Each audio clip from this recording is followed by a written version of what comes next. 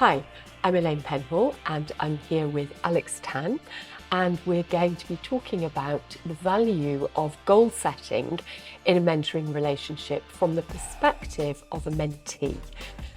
So Alex, I know that you have been a mentee, or you are a mentee on the Agents Together programme.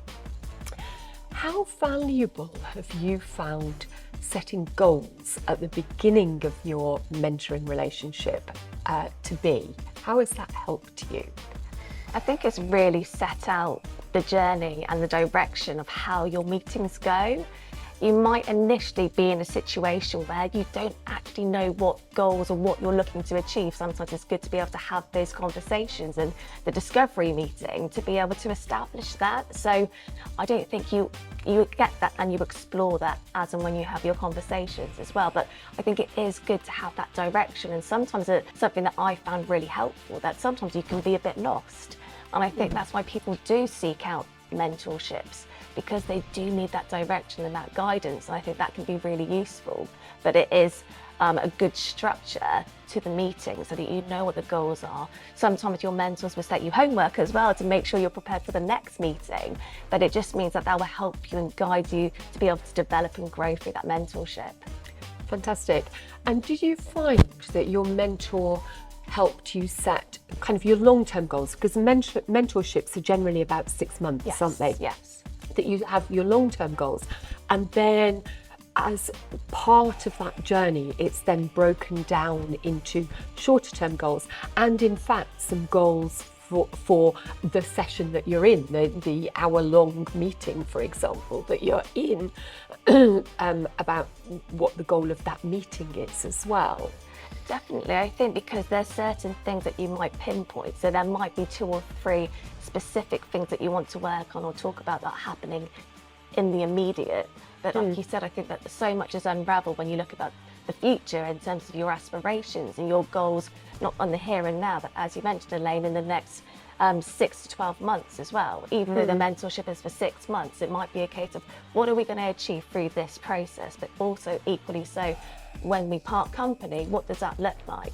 And it might just change the direction in terms of your behaviours and what you do and your next step. So it's invaluable being able to get that information and being able to see in terms of what that looks like moving forward. I think that's a good point as well. You know, that if the mentorship lasts for 6 months, your goal as a mentee might in fact be a 12-month goal.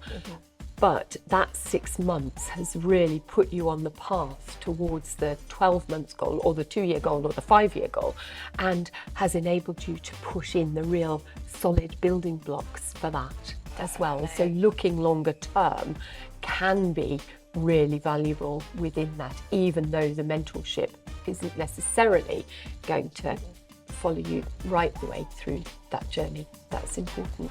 And the other thing that you said is that there might be 2 or 3 things competing for your attention. I know that as a mentor, one of the things that I work a lot with my mentees to do is to try and help them prioritise goals, and also work out, is there a natural order of priority? So it's not just about what they want to do first, but actually, does one thing have to be done before the next?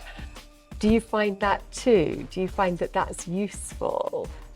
Just you speaking like that just really reinforces how helpful it is to have a mentor, because sometimes you can't see it, and I think it's so important, like you said, to lay it out and be able to establish those priorities, because like you said, you can be in a whirlwind and have so much going on, but like you said, you can't do and tackle everything all at once.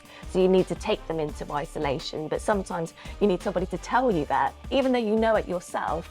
When you're having these sessions, I think it really opens up your eyes and you see it from a different perspective, that it's really good to be able to home in, like you said, in those priorities, because I think that's crucial, because obviously I think that you'll be in disarray. So like you said, you have to make sure that you keep yourself on track and you've got somebody reining you in, and like you said, Elaine's being able to prioritise, definitely. Yeah, it's that accountability, isn't it? Just it's almost, I sometimes it feels like almost being somebody's conscience. You're saying all the things that are going on in their head, And of course, none of us listen to the voice in our head when we choose not to, but somebody saying it outside and saying, okay, so what exactly are you going to do this?